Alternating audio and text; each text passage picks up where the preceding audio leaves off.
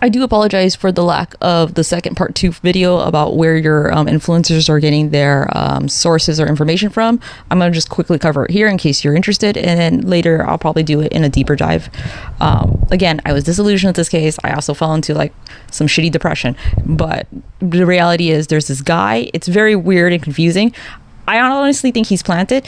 He's this guy who goes to the court, the Southern District of New York all the time. So he gets special priority compared to other people. So he can be in a special room inside that building, not in the actual courtroom where it's happening, but he can hear the live feed in that special room. And then he sits there with his computer live tweeting. The parts that's suspicious about that is, one, he's the only person that does it. You would think that if a lot of other news agencies were like, oh my God, someone can do that.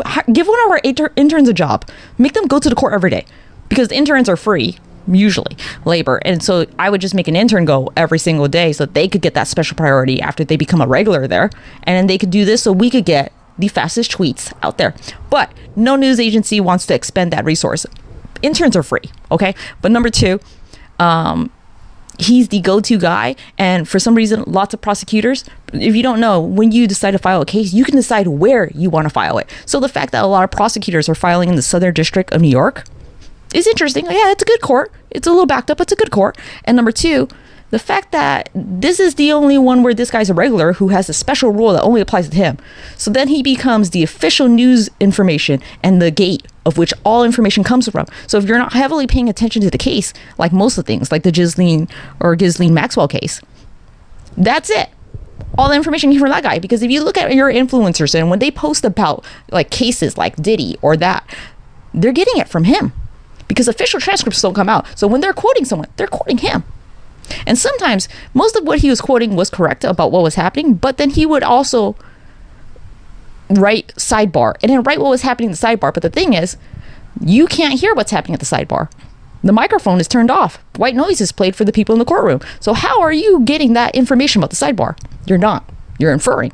And you should write, I'm inferring. But you don't. Unless it benefits everyone for them to take whatever you're inferring to be the actual official record. Because then people don't buy the record. People don't look into the actual transcript when it comes out in 6-7 months. Because you already reported it. And they all relied on your reporting. So too long don't read. That was what the video was going to be about. There's a lot more sources. I have to move on, so I apologize.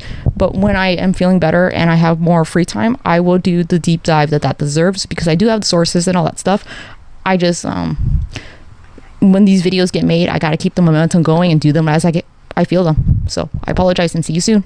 If you like this video, there's going to be more parts about how all this is bullshit, because it was.